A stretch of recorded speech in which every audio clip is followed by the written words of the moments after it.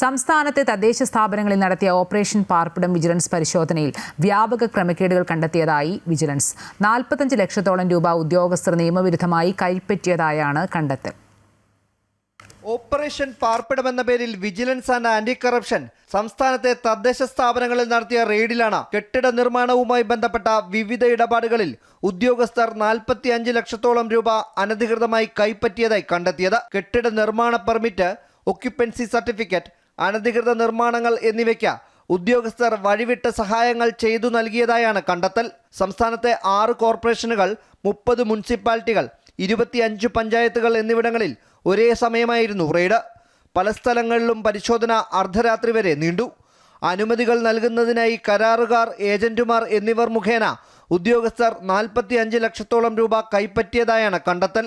Kunnamkulam municipality സെക്രട്ടറിയുടെ bank അക്കൗണ്ടിലേക്ക് ഇടനിലക്കാർ വഴി 21.5 ലക്ഷം രൂപ നിക്ഷേപിക്കപ്പെട്ടതായും കണ്ടെത്തി.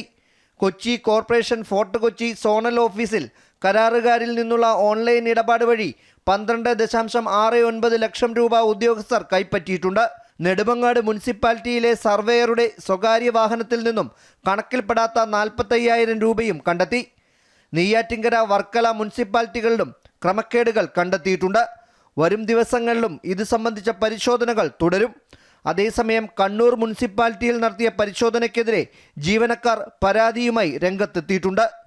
അമൃത ന്യൂസ്, തിരുവനന്തപുരം.